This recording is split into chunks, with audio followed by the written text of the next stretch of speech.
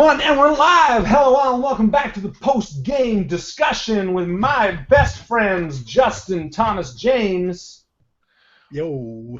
Mr. Michael B.B. Ball Barber.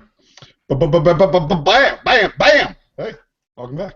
Chris Vasu wonders why. I just wonder. And Mr. My brother, Alex the Man Compton. What's that? Oh, hi! And we are back with our post-game discussion, low-key, chill, relaxed night. What's up?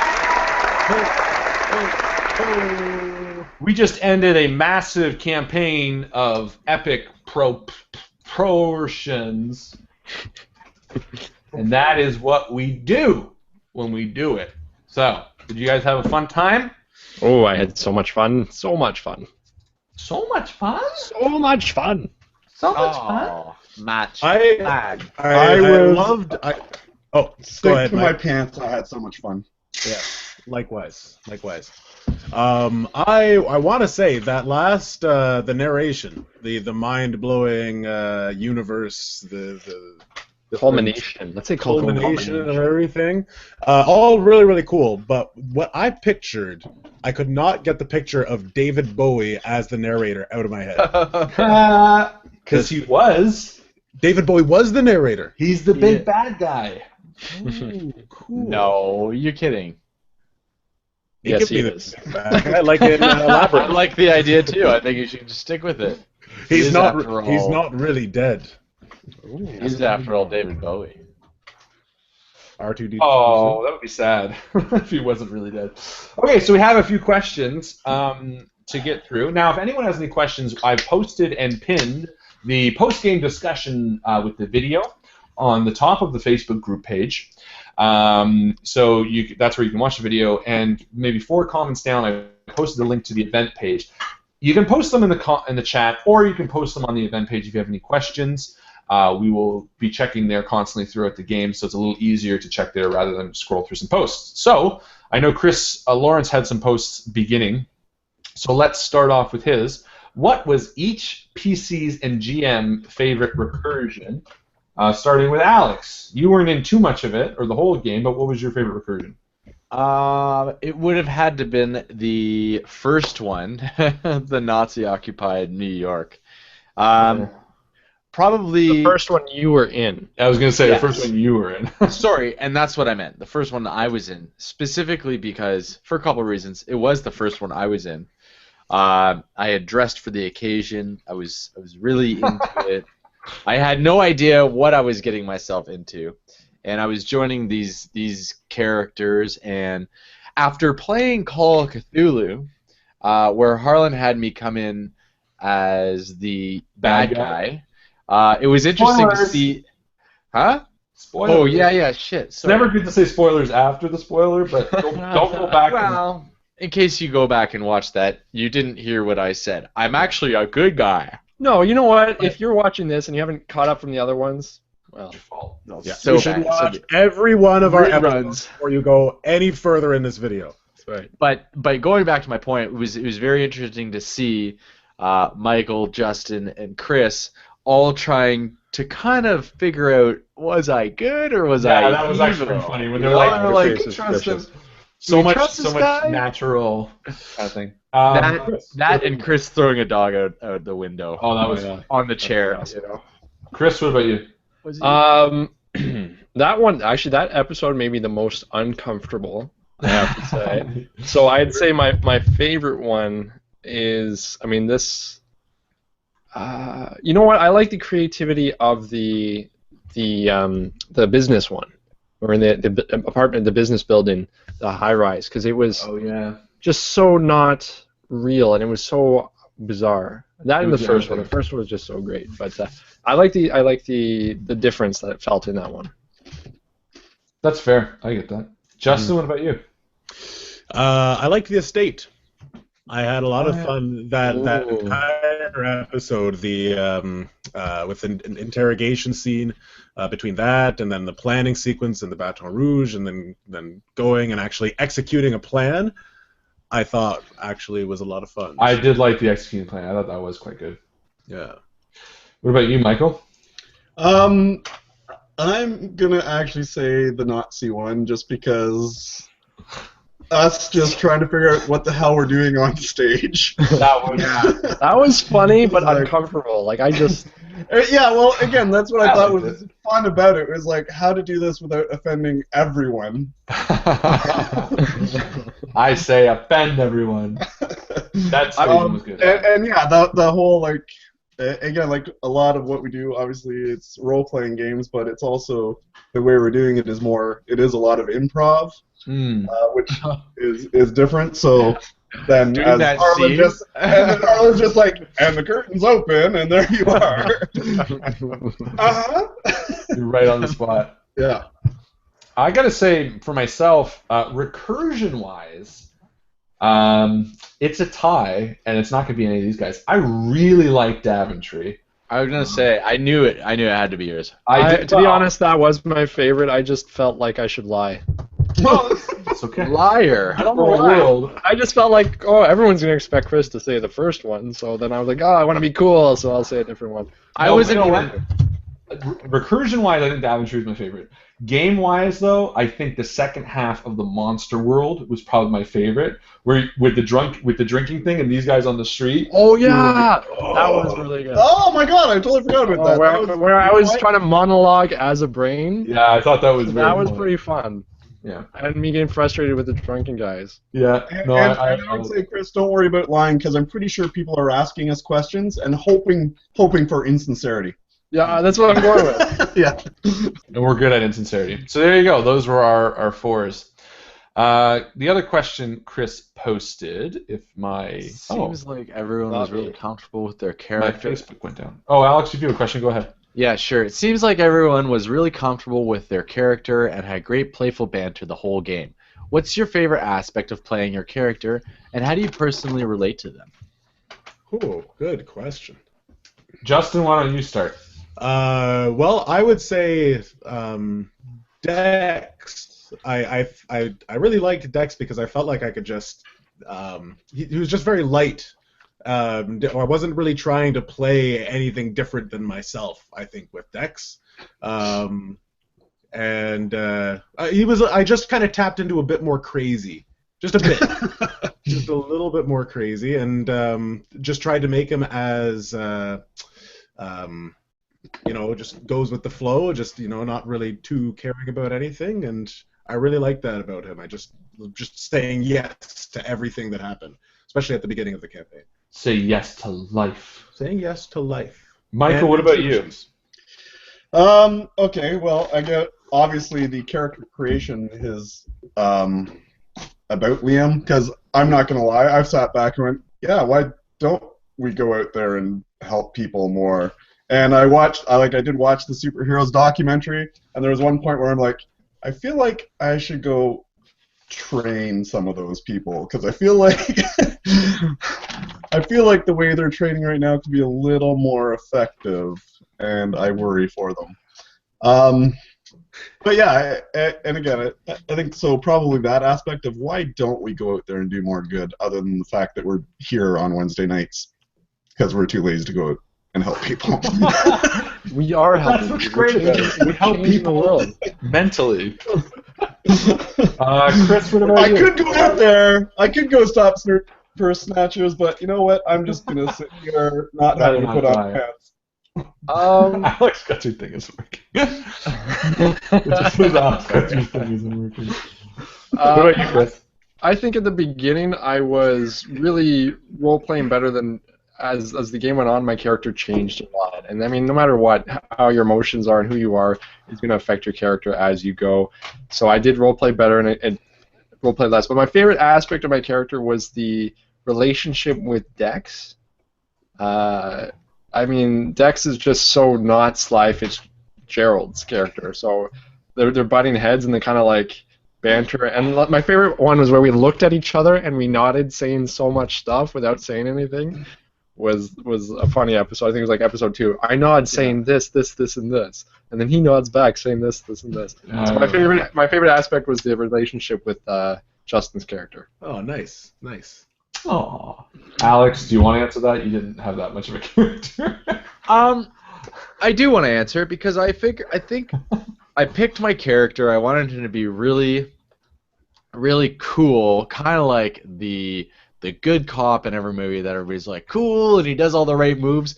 But then I think I ended up more like Darkwing Duck and never really accomplishing anything with any success. Yeah, that was drove me nuts. Like, Darkwing, you're so cool. You got a great song and everything, and yet you suck. You know? Darkwing Duck. Backstone's Let's get logo is W. hiding beneath the cover. I don't really know. How was Alex's participation? Good answers, by the way, and good question. How was Alex's participation in the game planned, seeing as he first appeared once and then back on later? The nature of the strange can aid that very well, but the truth is Alex just had time and sometimes didn't. So he just kind of he was a visiting player. Yes. And then he had time for the ending, and so we included him in some way. It's tough sometimes, but that's as GM sometimes you roll with the punches if people can be at your table. In some ways, we play Call of Cthulhu games where people were passed out in the back seat for like 2 games because they just couldn't make it. Yeah, that's right. And you know what? I think that's We left them, didn't we? Yeah. We left them because they're just. Yeah, that's right. If I could just make a comment further to that, just saying that Harlan's really good. Well, especially when you know your GM, like you're already friends with the people playing.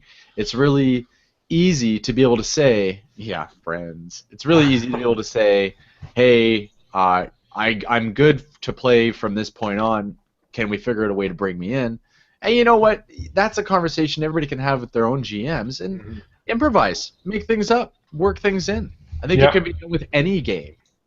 And actually, I was going to say one of my one we did just not too long ago, which was around the table one, was with Chris, because again it was we had a lot of players there, and I ended up using Chris to run the bad guys, and it was really I thought it was really helpful because he was thinking of strategies I wouldn't have thought of as a DM running the game, and so basically I was letting Chris play as the bad guy and running against the heroes. So it was almost a player versus player. Included, so thank you.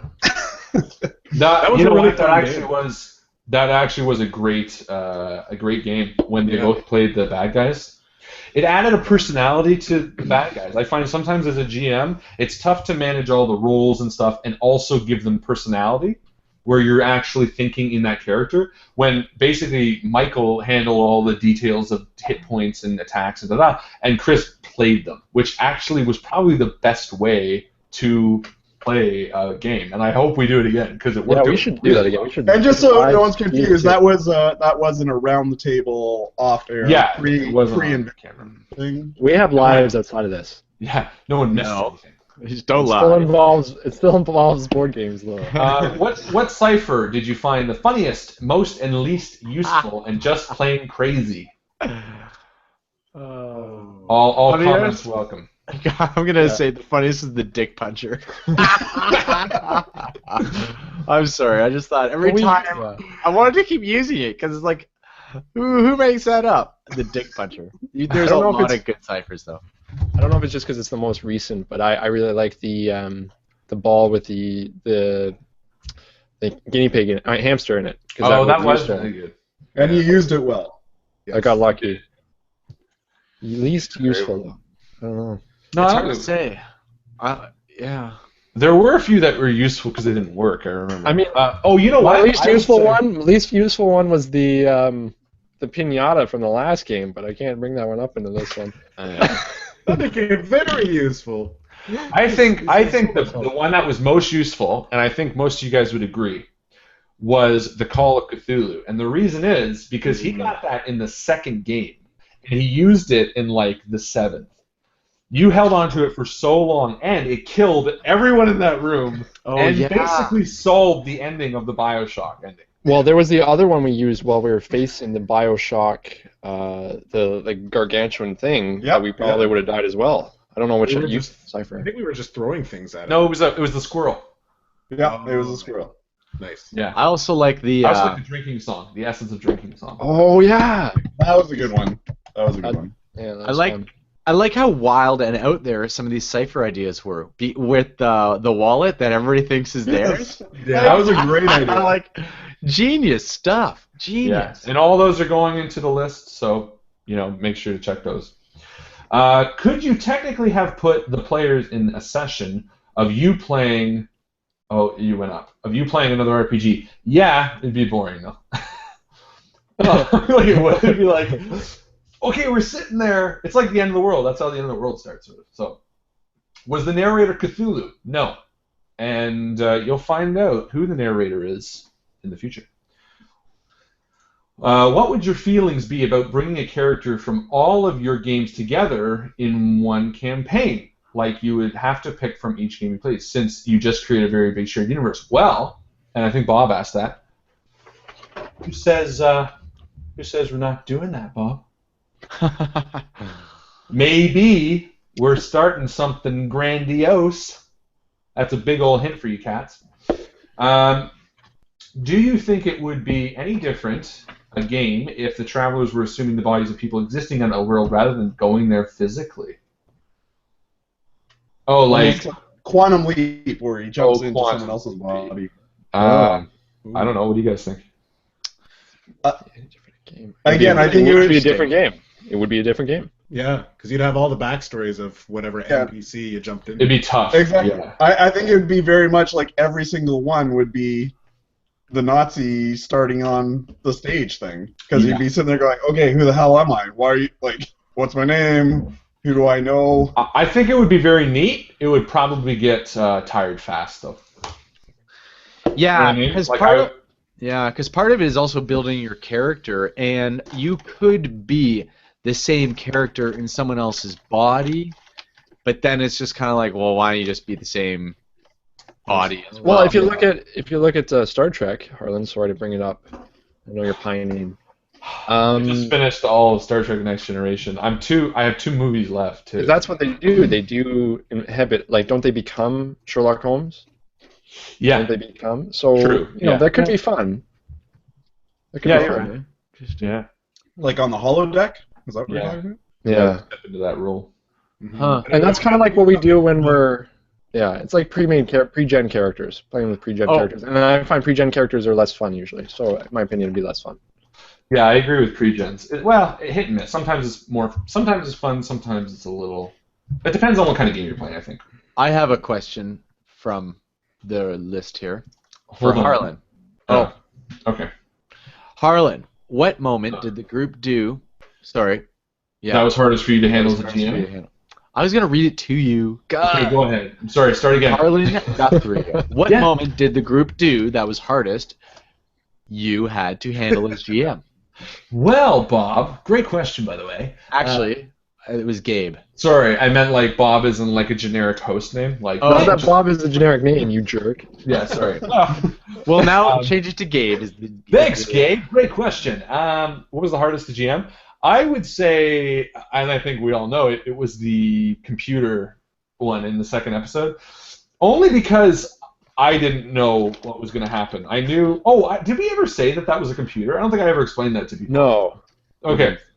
For people who have watched all 10 games, there's probably a few things that didn't really add up. That second world they went to, where people were like freaking out and like they asked and the numbers, that was inside a computer. It was like a microchip. I might have said that. I don't remember now. So I didn't really have a plan going into that world. I kind of thought maybe they'd be lizard people. I kind of half expected giant lizard people to eat everyone. But then he used that crazy thing, and the guy shit on the desk, and then it kind of went all, and I was like, how the fuck do I get out of this? And then it got really weird. That was the toughest to GM, and there was something in last game that I don't remember now, but I remember being like, I don't really know what to do here, and I kind of winged it, and it worked out. I don't remember what happened last game. I think it was because we didn't drink the wine. Which wine? Because wine you were expecting us all to drink the wine. Abstinence? Abstinent. I think it was something before Oh. No. I You think know it what was. I know what it was. It was sort of on that line, but that last game went a lot quicker than I expected, and I had only planned 2 rooms. And I had the outline of a few other rooms, but all the 7 deadly sins I didn't write out. I only had a few of them, and then you went to the next room much quicker, and I was like, because he checked the door and found out it wasn't locked, so we just went through. Yeah. Rather than cutting into people's heads for the key. which is good because that was kind of the trick of the room. But those 2 were the toughest. Will you ever make a wheel of ciphers like you did for the Christmas game? Yeah, for sure. If you guys want to see that, that's what we'll do. Yeah, if you want to see that, for sure. The only crux with that is that I think it's got to be for a light game or like a one-off game. A campaign, I don't know if it would work as well. Actually, you know what? It probably would. Yeah, it would. Do you use headphones or is it sound free? I don't get the question. I don't get that either. Sorry, ignore that one. That was from Matthew. He was asking Bob and Aisha if they listened. Oh. It was my mistake, sorry. It's like clearly those are not Justin's ears. That's not what Like we're all clearly wearing headphones. I don't get the question. We are going to answer any question, anything with a question mark. Anything question mark. Diagonally is one question that Alex asked 46 minutes ago. Yes, diagonally. I agree.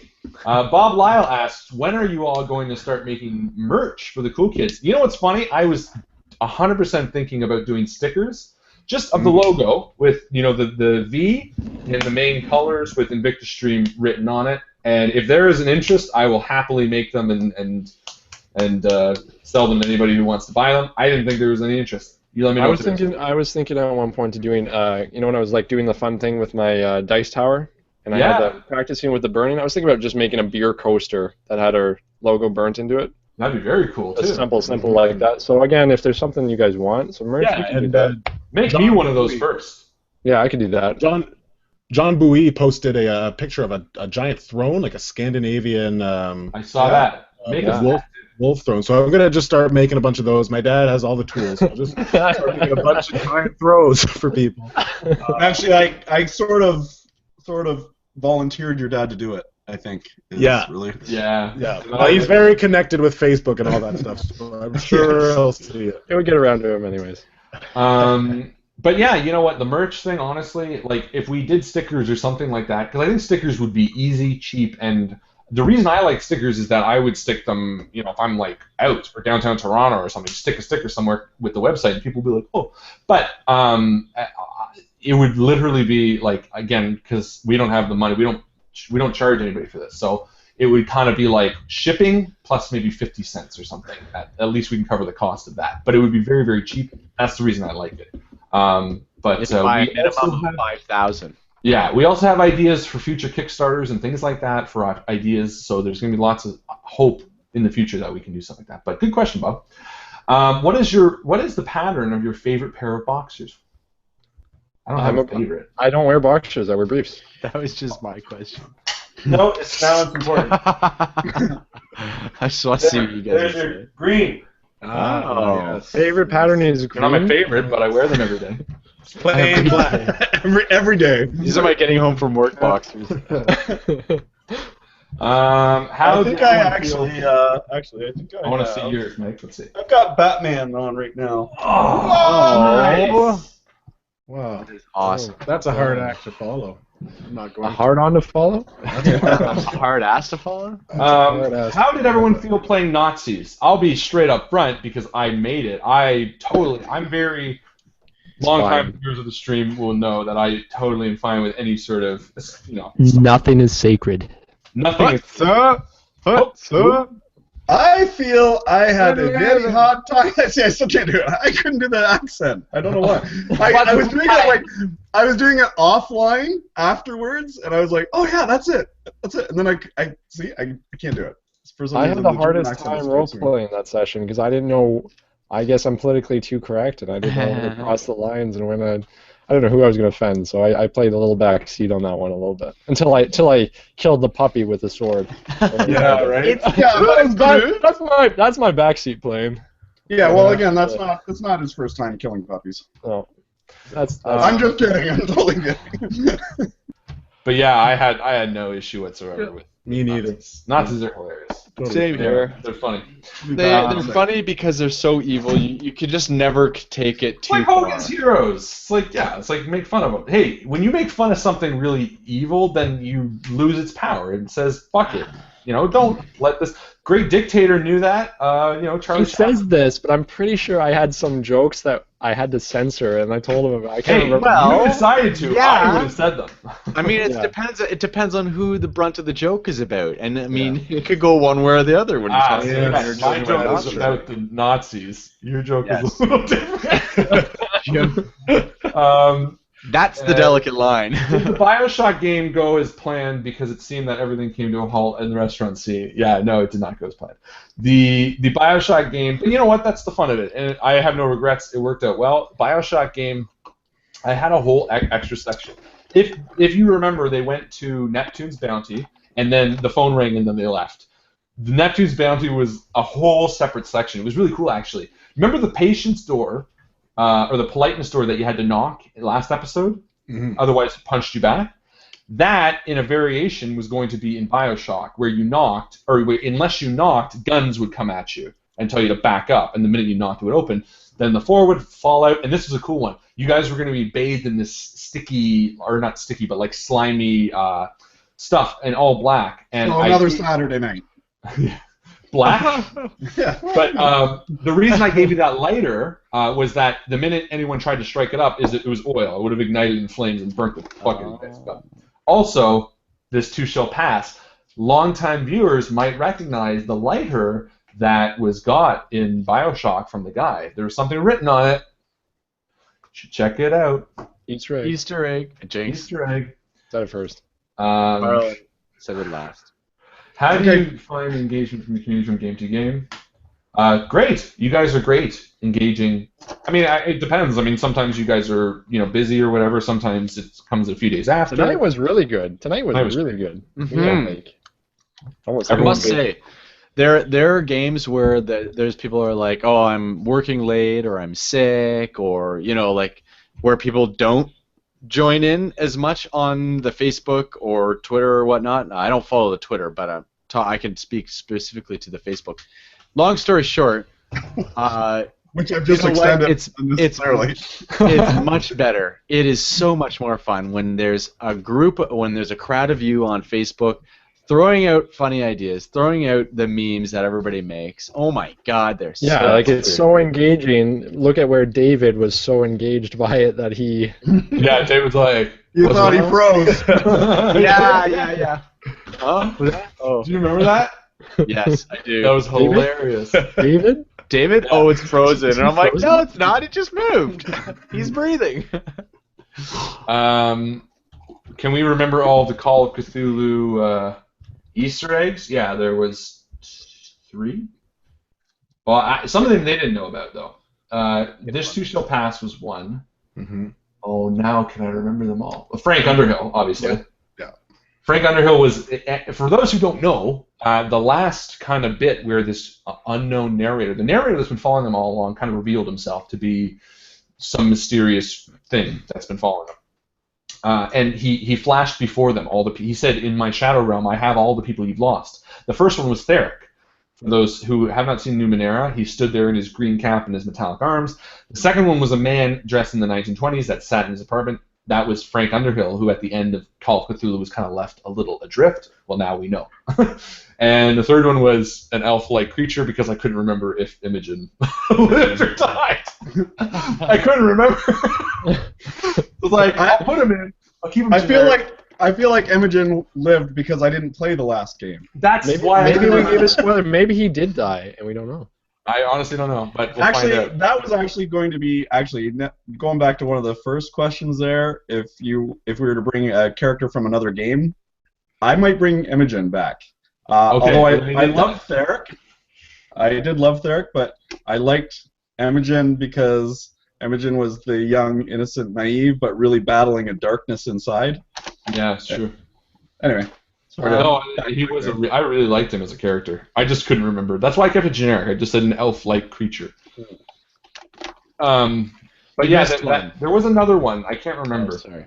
Oh, that's a good question. Another Call of Cthulhu reference? Yeah, there was another reference. It was near the beginning. By the way, and I want to mention this because I mentioned it to these guys after the thing. Did anybody pick up Dr. J? The dagger. The dagger was there. Did anybody pick up Dr. J. Bank Brandy Jack, Dr. J Bank. It's just rearranged Brandy Jack, and I thought that was really obvious based on the way I was playing him. I was like, this has got to be caught. Someone's got to figure this out. Especially as we were talking, because I was playing. Oh, and also because these guys didn't realize when Brandy Jack was kind of like listening, Borgil was in his satchel. He was reading the mind of. That's why I had Chris roll the intelligence, and he failed with a 5. And then when Effort tried to bluff and said something along the lines of, "Oh, I can hear you too," Borgil was like, "Yeah, no, that's bullshit." And the whole reason Brandy Jack helped them, Brandy Jack was convinced because Borgil said they helped me back in a previous life, and that's why Brandy Jack went, "Are you sure? Are you 100%? Are you 100%?" And Borgil was like, "Yeah, they're good guys. Take them home." That's why he was like, "Fuck it, fine," and went round. So, a little bit of a Easter egg there. Sorry. Karma comes back to help us. Exactly. In our Usually just own. kicks us in the ass.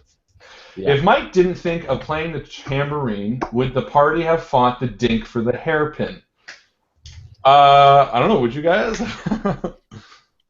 Yeah, how would we have gotten? Oh yeah. Because it was such a subtle thing. Like that was. No, I think we knew it was way beyond us. I think we would have left and had a really hard time with the rest of that session, but we wouldn't have fought it necessarily. Oh yeah. I was Right, reserving my impulse to fight it. I feel like that guy that we spoke to, who I had to show my penis. Yes, that one. I feel like he would have had more of a role if he hadn't played. I think that's fair. I think that's a fair assessment. I think I told you guys that too. Yeah. Yeah. The dink is actually, and Alex would vouch that the dink is actually from King's Quest, which takes place in Daventry. You remember that, Alex? I was gonna mention something about this earlier. That if anybody's interested, to check out the old game. Can you get it on DOSBox? Yeah, you can. But just so you know, see this creature here that is like sitting in the corner. Oh, yeah, I remember this. This is King's Quest 5. See how he plays the tambourine? This was King's Quest, wasn't this Link? Nope. King's Quest. Watch. Then this thing fucking dances. She loves it. She loses. Guess what fell out? Guess what fell out? A hairpin? You know it. Walk over, King Graham. Graham reaches down and grabs the hairpin off the labyrinth floor. So just in case you thought it was some really obtuse puzzle, it definitely was, but it actually wasn't mine. It was from King's Quest, and I remember that very distinctly as a kid playing that, and I thought it'd be weird and fun to throw in. So yeah, they probably would have fought him. They probably would have got severely hurt or maybe killed because he was a very strong enemy. So we got 15 minutes more of questions, and then we're gonna jump right into the next campaign and talking about it. But these are great questions, guys, so keep them coming. In BioShock World, was it your idea, Harlan, that the Invisible Man would join the game to be naked the whole time? Yeah, well, that's just like Invisible Man rules. He's got to be naked the whole time. David wanted to join a game, and I really like the idea of including Invisible Man because he kind of already existed, and he kind of would know. So yeah, I mean that's Invisible Man. But I think David came up with the idea to be invisible, or to be naked. And to be naked and to forget that he was visible. That's true. Oh, that was 100% him. That was so smart. I love that. I think I gave him due credit afterwards. I was like, such a great idea. When he was, what was he doing? When he stripped his clothes and walked in naked. As if he could do it. Yeah, that's right. Did he roll a 1 for that, or did he just do it? I think he just did it. Yeah, I think he just did it. He was very, very, very funny. You know he's a good role player when he's willing to sacrifice power in order to stick in a role like that. Like, yeah. Wait, where was he sticking his role? What? We'll leave that to you. And would the Rat King's crown have been a cipher? It would have been an artifact. It would have been a actual. There are a few things in the world that were important pieces that they could have translated. Tim the Tower is still a guide that works with you guys. There are a few of them. I think some of them got missed, unfortunately, just timing-wise and luck-wise. Speaking of David, when will we be seeing that blow-dryer gunslinger again? David, again, I think he's going to come back for a bunch of one-shots. when we do Alien Apocalypse, which whenever Meeple Mart brings it in stock, it will come. He'll probably join for that one. And we'll get to see his fancy dancy blow dryer again. His blow dryer again. Either that or the drill. Either one. And so he might come back in Michael's quest or Michael's game. I am not too sure, but he is always welcome. He's one of us. He's a blood brother. One of us. Here we go. Here's a question. What's the question, Alex? You can ask it. Why don't your significant others play a game with you one Wednesday? Too cool. Because we don't like spending that much time with them. Good answer, Mike. Good answer. Ooh. I don't know. Well, I will leave that one alone. No. On behalf of my significant other, Because she my actually trains in karate on Wednesday nights. Because Right? my wife. Because if you remember, I gave up a few Wednesdays of Invictus streaming. It's because I was going to Peterborough to help them train as well, and they're like, I'd rather Invictus. That's right. That's right. My wife likes role playing with me. She really likes. She's more of the less of the actor, more of the logicer, kind of like thinker outer. I pooped in a bag. Creation part where you have to name it. She pooped in the bag too. Oh yeah, she can't name anything. She's terrible at that. But there was a game where we played where she pooped in a bag and lit it on fire. And she was so excited. So excited. She rolled. She's like, I pooped in the bag, which is very fun. Just like in real life. She likes it, but it's like with us, it's something that we get enjoyment out of. She enjoys it, but it's not something she longs for. Like for us, if I don't role play in a while, I'm like, oh man, I wouldn't mind doing role playing. She's never been like, oh, I really want to role play. She's like, yeah, I'll role play. That's at least my wife. My wife's like over there doing homework, and she's like, "Keep it down, will ya?" she's like, always like, God, I gotta put headphones on. Say hi to Karma for me, by the way. Big deal. We've got them on. And No, Chris, exactly. what's your excuse? I think it's just that we play usually for 3 hours, and that's a long time for. Yeah, it is. We probably play No, for. I was gonna say they have done quite often the around the table games with us. Yes. Yeah. Right. Yeah. I think it's more the time commitment than anything else. Yeah. Also, Right? Because again, it was all their characters that you guys left in the car, Yeah. and then they eventually got abducted and stuff like that. Yeah, and bad stuff happened. No, that sounds terrible. But you know what? We all love playing with our significant others, and we play. We do. I love playing with my significant other. Oh yeah, good times, good times. No, but they're all actually. We're very lucky that they're all what's the word? Receptive and welcoming to it. Because I do know that. Respectful. Yeah, and respectful to it. They totally dig that. I mean, I've got no door on my room. Anytime I'm playing, she's like, do you realize you are yelling right now at the computer screen? And people don't know. Zara will walk around and be quiet. She's like a ninja. My mic now is super sensitive, so she literally has to leave the apartment. I have a door, so I don't have to worry about any of that. Although Holly will watch TV and she'll be like, I'll have to walk out and turn it down. Well, you know what? She's always watching me anyway. Look, she's always like... Let's put this in perspective, how much they sacrifice, because my bandwidth is so bad that they can't even stream movies while I'm playing. They can't use Netflix. So for That 3 is hours on sacrifice. Wednesdays, First world problems. Yeah, they have to read.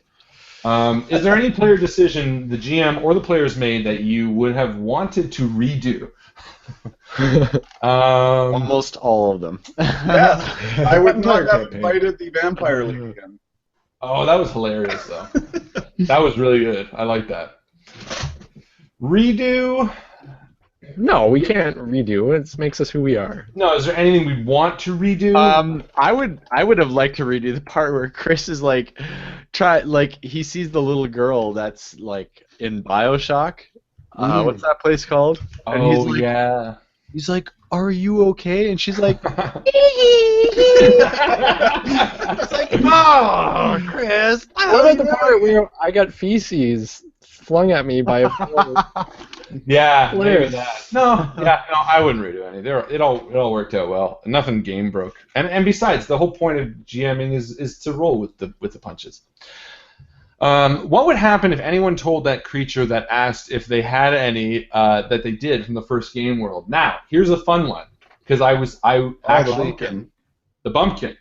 Had you guys done this, yes, you could have skipped a large portion, and I would have just kind of rerouted it. I would have obviously had to extend certain things, but you would have found out who Brandy Jack is currently. But remember this: you would have needed to decipher what the bumpkin wanted, which was a secret. And you would have then had to follow him. Now, was that impossible? No. And I actually made that very clear in my own notes at the beginning, that the bumpkin was going to ask a question. It's kind of like how Groot only says, "I am Groot." The bumpkin could only say, "Have you got any?" or "Give them to me," or something like that. I had like 2 or 3 phrases because I realized you can't just ask a question because it wouldn't make sense. No, had you like told a secret by accident, you would have ran off. You would have seen that. Oh, that's another Easter egg. The scratches on the wood. For anyone who didn't notice, Jason Randall actually should notice the most because those scratches on the wood that was on the tree are very symbolic for people who might have seen Numenera. This is the Brandy Jack Jackdaw symbol. Yeah, actually, Chris also pointed that out too. Chris. Yeah. Lyons. And I know our own Chris when we were playing pointed that out because that was, I thought, again, was a nod to Brandy Jack because it's like this is how to get to Brandy Jack. But no, you definitely could have jumped the story had you by any chance linked all that kind of stuff up together. And Gabe's birthday is in 3 days, FYI. Happy birthday, Gabe! Happy birthday. We won't be on stream because that will be Saturday or Sunday. But happy birthday! We'll mention it next Wednesday, buddy. Oh, let's do a fake clap. Why not? Hold on.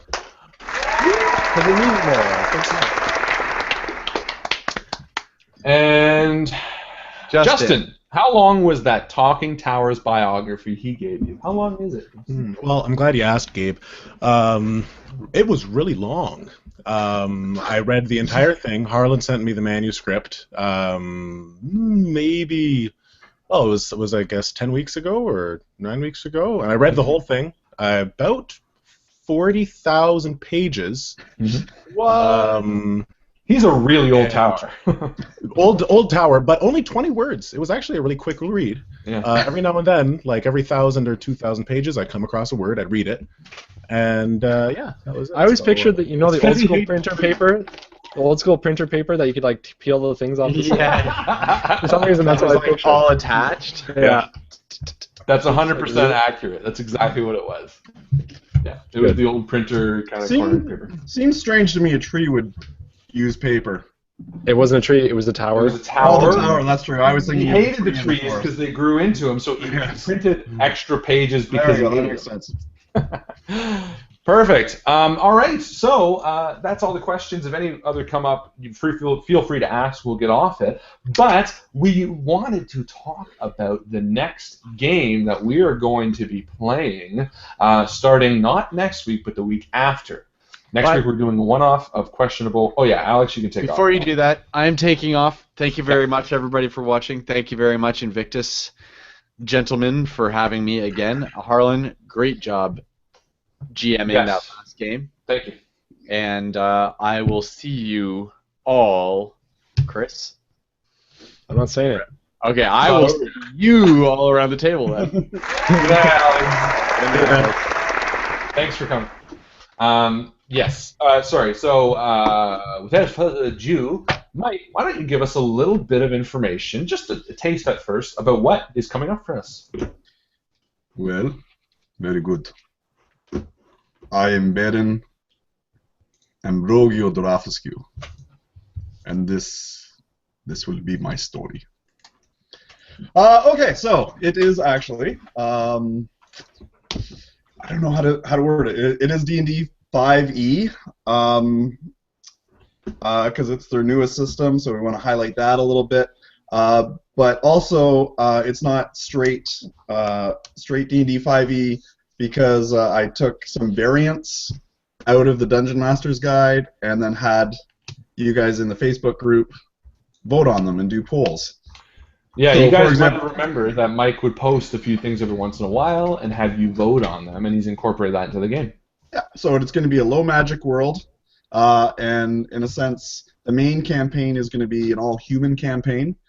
It's built around the Kingdom of Quests, so the characters will have, they could be a Penthian mountain man, what else? They could be a Shazian freeman, an Emingenite. It's funny because I'm like, I should be a Penthian because of like my stats, but I'm like, I can't be called a Penthian. It'll just drive me nuts. I'm a Penthian. It's like, no, I'm going with Shazman Freeman. All right, and again, we're gonna have muskets, pistols. They're gonna need healing kits to heal because it's gonna be gritty, dirty. Gritty and nuts and dirty. And tough, it seems like. I was reading up on some of the stats and things that you've compiled that we're going to play from, the rules, and it seems like it's going to be tough to stay alive a little bit. Yeah, there's probably going to be, I would like, not probably, because, again, let's face it, these guys are really good role players, but there's a chance there's going to be deaths. I'm not gonna lie. That's one area I don't hold back on. He does not. What? Actually, it's funny because Amanda, my girlfriend, was talking with my friend Dave because Dave is running a few campaigns with his friends, and he was talking to me because he's very like, sure, try it, go ahead. And he lets anything go, and then he like. In the text, he's like, okay, so my guys are kind of overpowered now. How do I deal with it? Right? And yeah. she found out that, like, they're the same characters they've been playing for a year, and in, like, in the year that I've been playing with Amanda, she's had 5 or 6 characters because they die.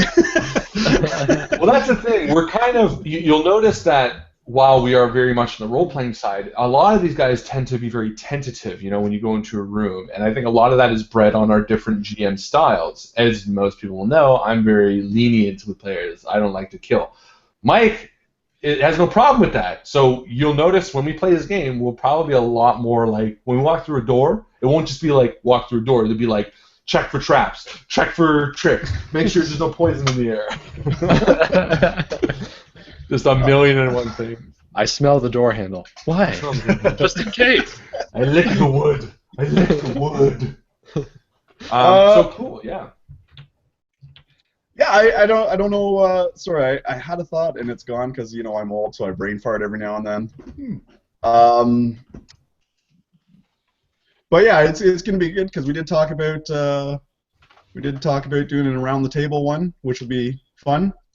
Yeah, so what we're going to do with this next campaign is we're doing something a little different. You guys have asked a lot about seeing us play around the table, so Mike has come up with a really cool prologue to his campaign. Now, we don't know what the story is going to be yet, so story-wise we're not going to divulge that. But what we're going to do is starting on the 23rd, we're going to be live streaming Wednesday as always. However, earlier that week, we are going to be posting the live recorded version of the prologue campaign. So, and I'm hoping Monday, depends on how quickly I can edit it because we're actually playing it on the 20th.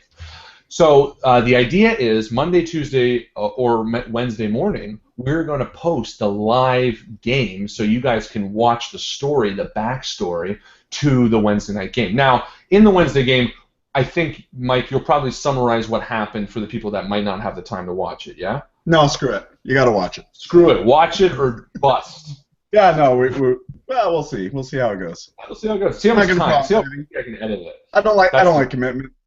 Okay.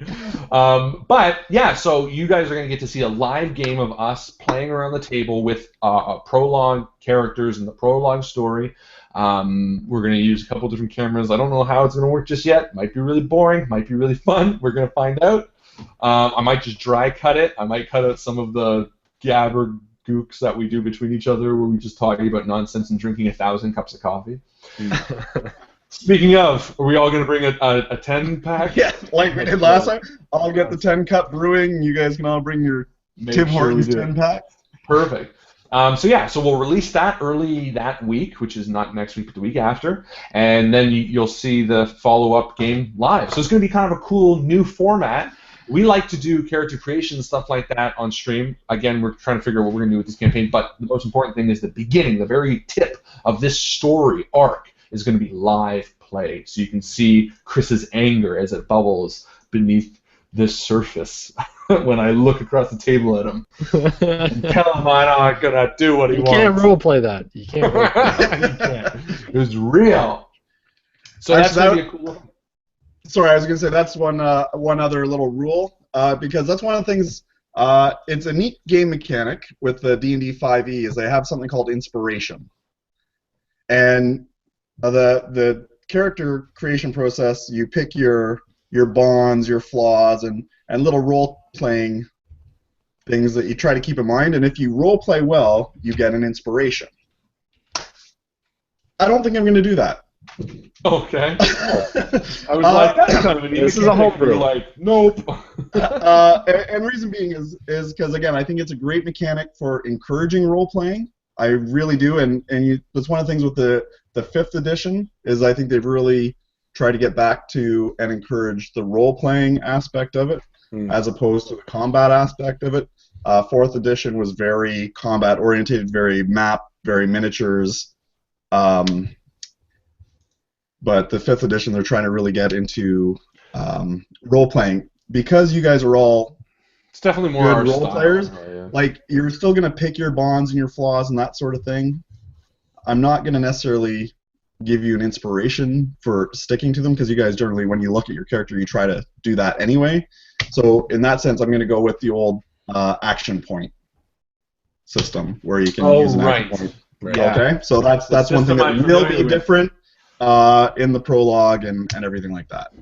And Mike's going to do a great job, because, I mean, my very first experience role-playing was with Mike as a GM, so he's the one who actually got me interested in this type of thing. So very excited to actually go back to like my roots of role-playing with Uncle Mike being the GM. Yeah, Uncle Mike's the best, and if he fucks it up, he's never going to lose. So much pressure. I was going to say, Well, build up more pressure. Go into, like, are we going to talk about maybe like the world a little bit? You could talk about maybe the superstitions. I thought that was a really cool element. Well, actually, that's one of the things I'm going to do once because again, I've emailed you guys sort of like a little campaign guide thing.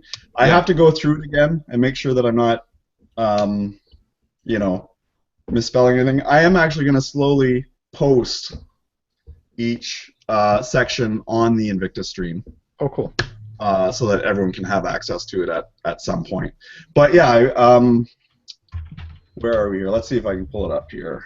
Excuse me, guys. Sorry.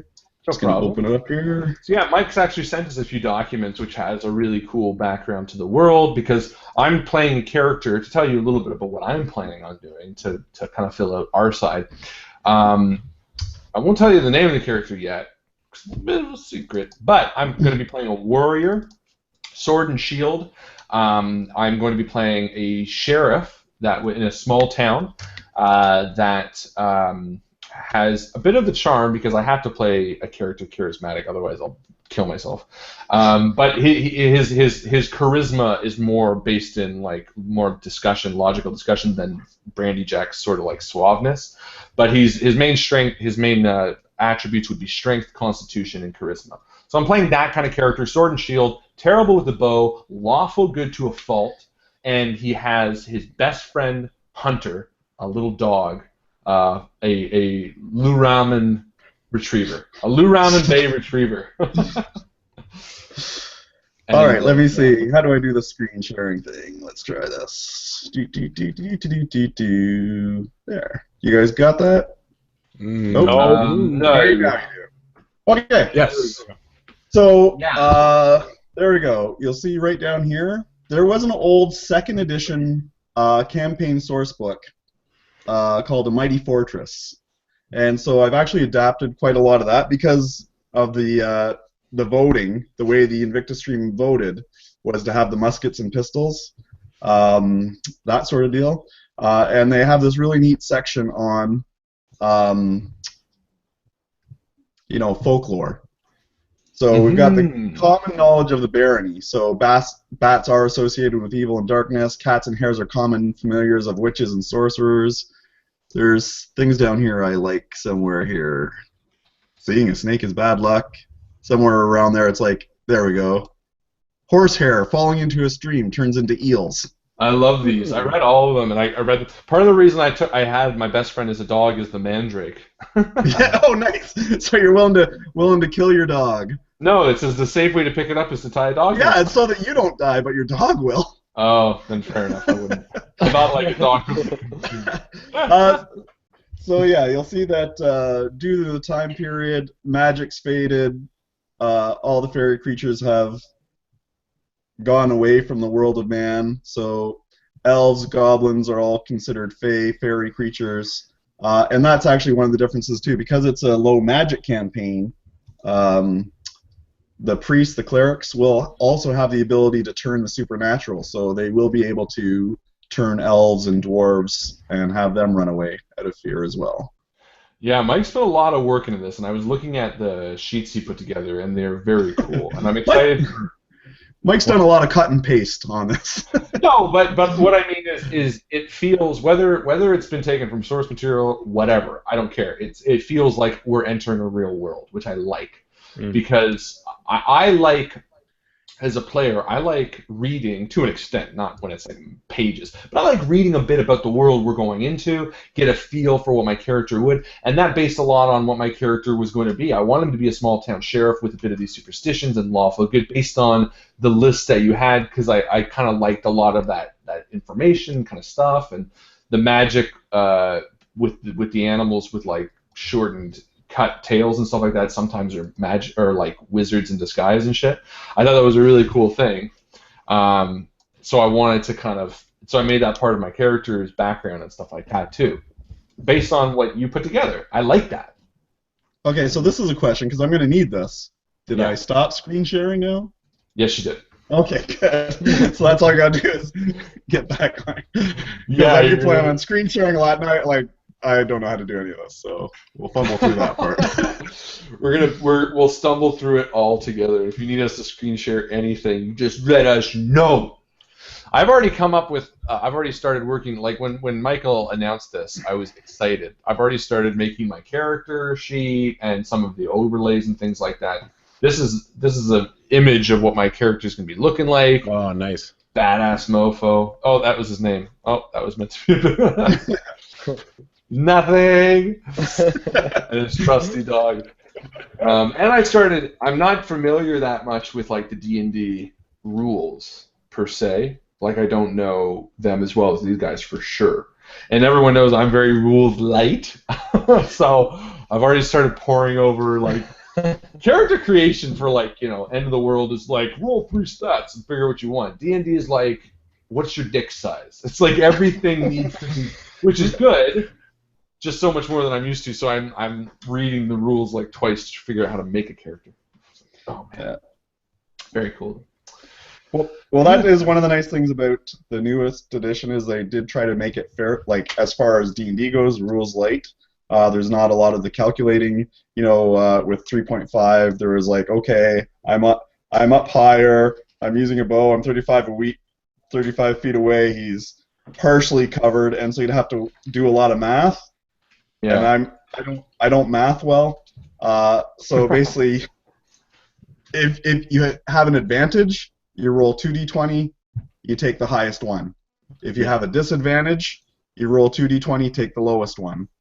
If you are in a situation where you have an advantage and a disadvantage, they just cancel themselves out, so you roll 1d20. I really like that rule. I feel like that's a comfortable one, and it's so accessible. Yeah, I think it's a nice, easy way to do it. So again, you focus on the role playing rather than the numbers and trying to maximize your character. Yeah. So on that, if we want to spend an action point to give ourselves an advantage, we can do that, right? Yeah, absolutely. So if we did that, would you want us to add something to the environment as to what the advantage is? That would be lovely. Yes. Like again, that's not required in the game. You can just do it, but again, I would like you guys to be like, yes, make up a role-playing reason for it. Yeah, I like that. We love making up reasons. It's what we do. Gabe asked a good question, Mike. Okay. How hard is this game going to be? Because last D&D we all played, it had the worst results of any game. We ran away from the dungeon and became farmers.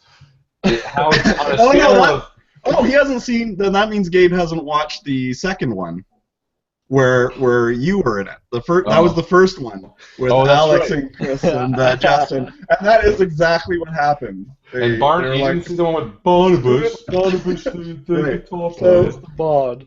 So Gabe, check out the second one because it's really funny and. But he did ask you a question. How hard should we expect it to be?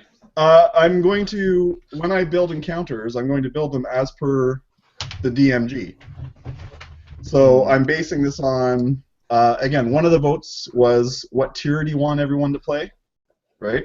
And we had the different tiers. So this campaign, for the main campaign, everyone's going to be 10th level. And the Dungeon Master's Guide gives you a really good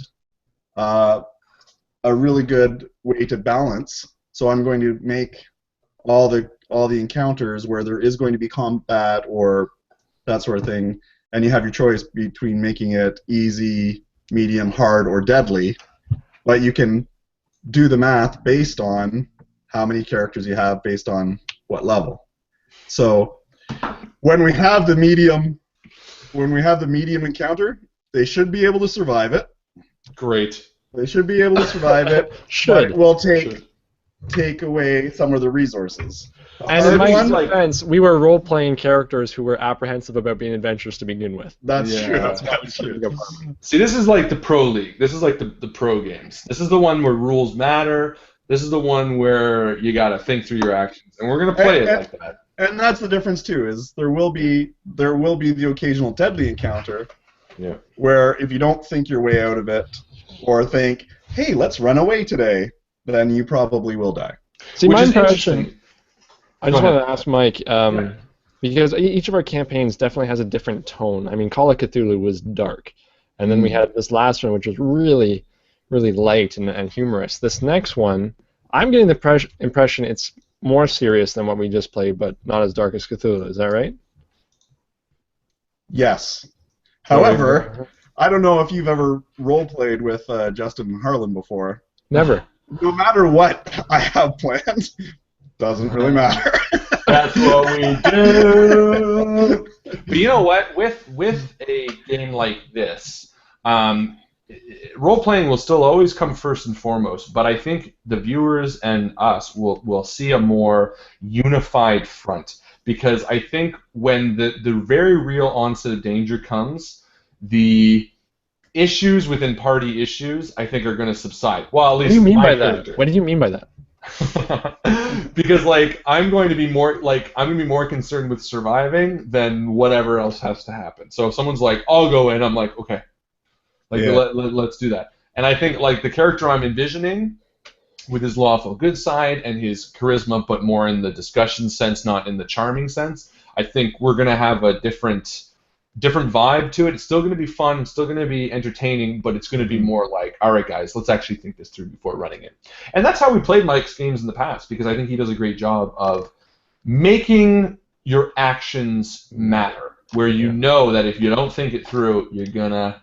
Which again, I mean, for all of our GM styles, I mean, yes, it limits a bit of the wackiness that you can do in something like The Strange, where you kind of can really branch out and try something new role-playing wise, but it also gives you this great feeling of the world is real and your decisions matter. And so it's a scale. I mean, there's good and bad on both sides, but I'm really excited because I don't think we as a team have got to do something like that yet. You know what I mean? Where it's not, and I don't mean that in a bad way in any way, but. Yeah. Is it going to be like a classic D&D feel? Is there going to be a lot of exploration and quests, or is it going to be a lot of our campaigns have really focused on storyline? And I'm wondering how much is going to be storyline and how much is going to be weighed on our own decisions. Okay, so that's a good question, and it will actually answer Bob's question as well about is it going to be steampunky or are there going to be monsters from regular D&D in it? And it is, for the most part, it's going to be straight monsters out of the monster manual.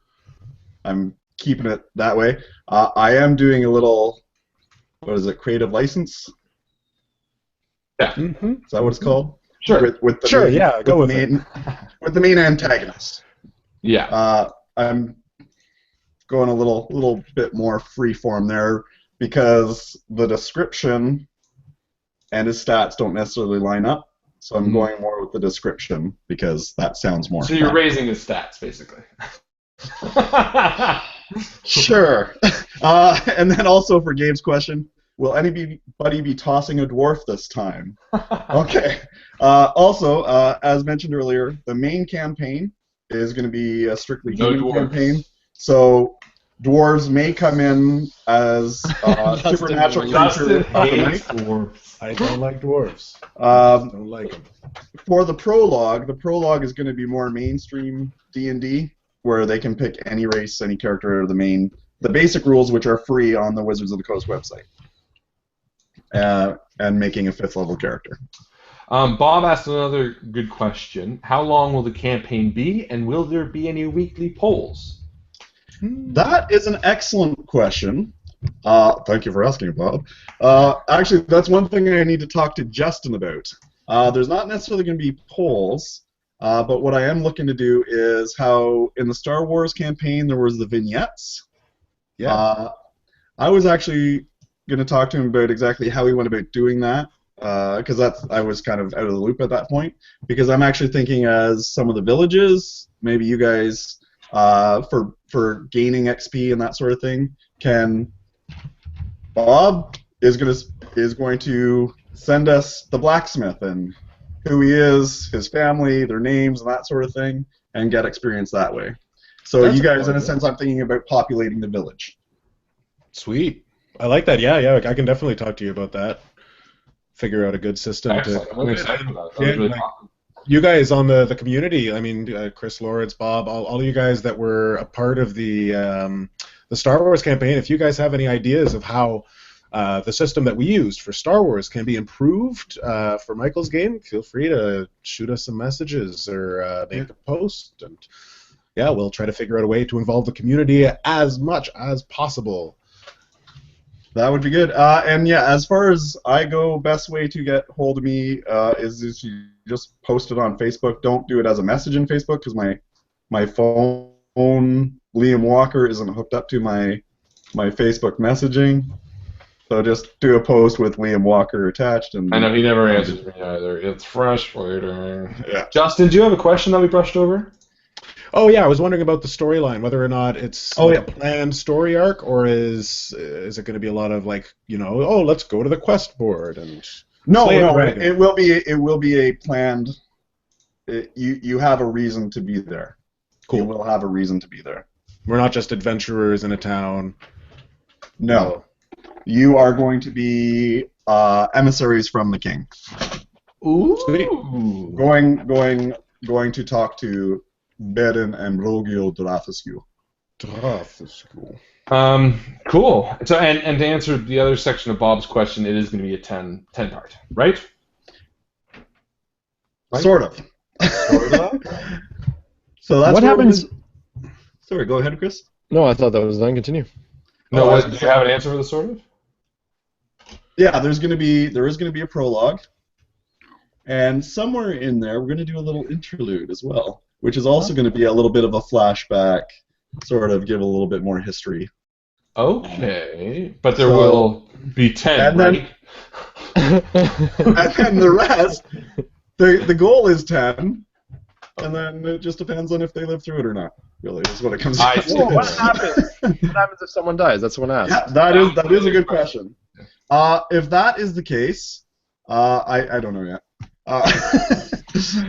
Probably have them just roll up another character and have them come in as a villager or someone else sent from the king to be like, hey, what's taking you guys so long? Classic Blee and Blee. I honestly don't know at this point. I haven't thought that far ahead.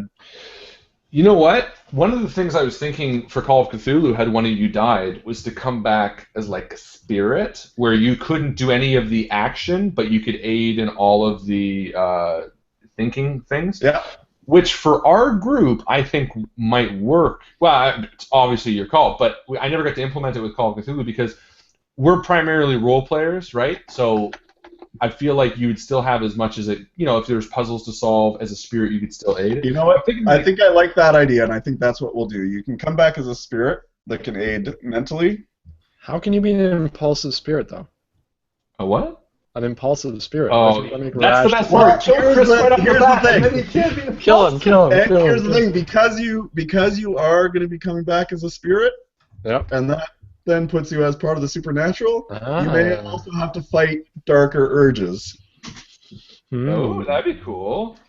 And maybe if you get a certain amount of XP, you can move one object once. Like in Ghost, where yeah. you click That's a cool idea. I like that.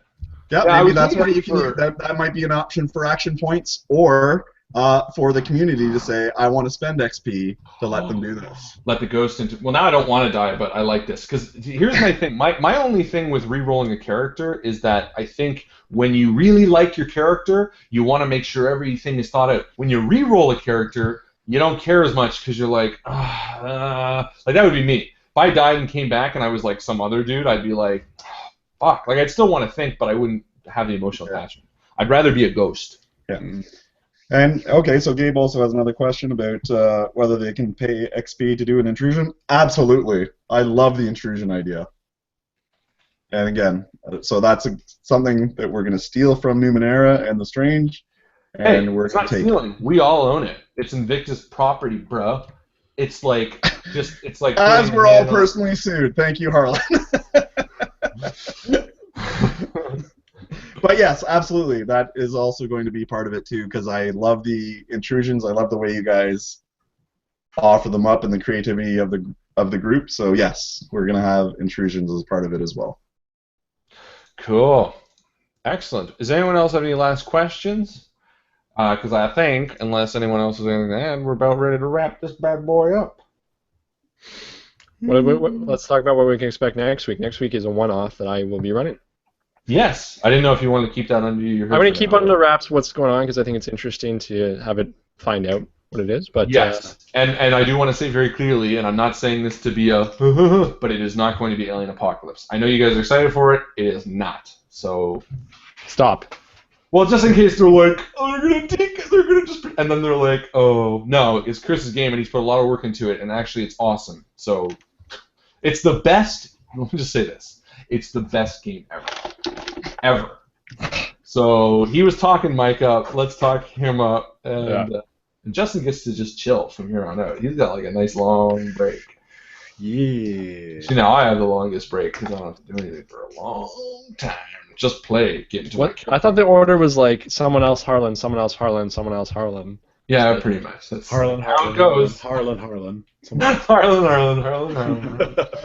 But, well, the end of the world will come up. But no, Chris is going to be next week. He's doing a really cool one-off. This is going to be sort of your introduction to your new one-off system, correct? Like what? Yeah, it'll be a new system. It'll be something just like the Running Dead, just like the one that Mike did. I don't remember the name of it. D&D. No, he did one that was... Oh, Death Parade. Yeah. Something like that, yeah. Whatever that anime was I watched and went, hey, look, that might be fun. Yeah, hopefully it'll be something that'll be fun. Yeah, and if people enjoy it, we'll continue it on. Yeah, that's going to be Chris's... Because Justin has Running Dead, I have The End of the World. Mike kind of floats between them. This is going to be Chris's one-off that, again, which sounds like it's going to be a blast, he's going to do as the time comes, to fulfill the request. And more Running Dead in the future, too, I'm hoping, Justin. Yes, definitely. Yeah, they have too much XP. We got to make sure they spend it. Yeah, we got to start blowing through some of that XP. And I think some people probably want to know what Dennis Collins is up to. I think one person wants to know what Dennis Collins is up to, and that's Bob. And that's Bob. Bob does really want to know. Actually, I'm wondering about Chris, you had a character that escaped too, didn't you? And Dennis Collins, because of Dennis Collins, he helped me. He helped you through. Me and Mike, I think. Yeah. No, I died again, I think. And it was me and Alex. And then Dennis Collins came in unexpectedly at the end. Yes. Okay. All right. Yeah, I'm gonna have to go back and review. But yeah, we'll see what happens in the future. But I definitely want to run another Running Dead. Cool. Yeah. There's a lot of stuff we want to do. Just so many hours in the day, and we still want to make you guys happy. So again, like I said at the beginning, because we still have a few viewers here watching, longtime fans, anything you guys can do to help us spread our message. And the reason is, it sounds selfish, but like, you guys might be interested in things like stickers and stuff like that. With a larger audience, it justifies me putting out a bit of money for that, because then I know I'm not going to be sitting with a box of stickers and only 6 are gone. If we had, you know, a lot more people that might say, yeah, sure, I'd like a little sticker or something like that, I can justify, you know, doing something like that. But we would love to do things like that. We're very happy being friends, part of a stream. Friends? For life. And Mike does watch anime. He watches a lot of anime. Your daughter watches anime more, I think. Yeah, daughter Yeah, does. no, I don't actually watch all that much. I've seen like a few episodes of Attack on Titan. I but watched that show. It's good. I'm halfway through, I think, Attack on Titan right now. It's long. I didn't expect it to be that long. It is like 30 episodes. Yeah. You know what? We're all very like that. I think all 4 of us, like, we're pretty ignorant to animes and things like that. We've seen the odd one, but I generally enjoy. I actually just watched a great movie called When Marnie Was There on the weekend, which was an anime. Highly recommend it. Very sweet movie. It was straightforward. When Marnie Was There, check it out. It was very good, actually. Justin watched a little bit of the Metal Alchemist. Justin watches. I watched Cowboy Bebop. The animes that's I've the seen one. are Cowboy Bebop, Claymore, and some of the Miyazaki films. That's pretty much it. That's right. I remember you saying that you watched that one. This one was by that Studio Ghibli. I think they're supposed to be someone famous. I remember reading some good reviews, and I was Well, like, according to Gabe, I did survive one of the Running Dead ones. "Did you?" Yeah, he says he actually put that Mike and Harlan characters have only survived the Running Dead campaigns. The hippie. I could have sworn I got out with Dennis Collins. I thought you did. I don't remember. Anyway. I just know he got it. Let me show you guys this. This is a picture of little Chris that I found the other day. Yeah. What happened? Look at that. He was cute. Chris was a cute little Frodo Baggins. He still makes that face all the time. You can't He stop. really does. It's I've actually seen just him. it's a twitch. It's a there he did it. Just did it. And I'll share this one of Chris from way back when. That was our first game Oh man. when you were playing with the settings. Oh, the nostalgia hit me right Over in the a year. nostalgia. Over a year ago. Holy moly! Back when the stream started. And this is Justin, from when I found him in a video. Yep, that's me. That's, all of those piercings have closed up. Doesn't it look a bit like him, though? Only if you like blur your eyes. and No. look Look, I was watching. I've known Justin forever, and I was watching this video, and I knew it was all over the world, and I watched it. I'm like, what? And I rewound it, and I'm like, that looks so much like Justin. I screen shared it. Yes, not the piercings and not the look, but the everything else. Like, not the position and the piercings, but it looks so much like you. I love you to death, but it really does. Not in a bad way. This guy's handsome. But it's a bad thing, yeah. It's He's a billionaire. you can love me to death and think it's a great picture of me. Exactly. Yes, And then this Aisha, I am asshole right here. related to Liam Walker. Does she not know that? Dust.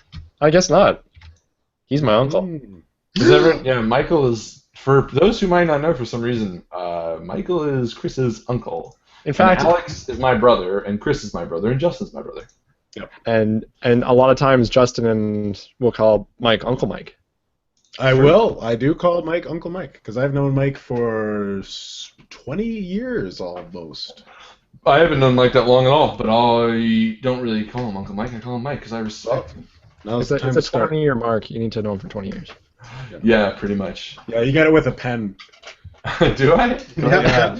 A watch. I'll give you a little badge and a pen and be like, thank you for knowing me for 20 years. Oh man, I feel like I gotta stick with it a little longer, just a bit longer, before I get my. That's all I really want. My pen, the goddamn pen. Your penness. What? This, the studio that did When Marnie Was There were the ones that did Spirited Away, Howl's Moving Castle, all those Hiroki Morita movies that you're talking about. Miyazaki? Yeah, no, the other one. Yeah, Hayao Miyazaki. Yeah. Yeah, you're right. The Castle in the Sky, Oh. Grave of Fireflies. This guy. You should watch it. It was really good when Marty was there. I like it. I will. I'll watch it right now. Yeah, I'm watching it. Do it. All right, guys. That's it for me. We're just kind of rambling now. Let's just ramble for an hour. Let's go to bed. Thank you guys so much for being with us here on this Wednesday night. We had such a blast. We really had a great time. We're so excited next week to do this one-off with Chris, our homeboy. His first one-off. It's going to be popping his one-off cherry. One night stand. And we are extra excited in the coming weeks to play Michael's epic campaign of death and film that live game. So we have a lot of stuff coming up for you. The Strange is now done. Thank you so much for being here. If you guys have any questions, you can, of course, for future campaigns, past campaigns, or just what we're wearing, you can always use the group. Please share the video, like the video, subscribe, all that kind of stuff. It always helps, and we really appreciate it. Have a great night, and as my baby Chris likes to say, We'll see you guys around the table. we'll see you around the table, guys. Good night!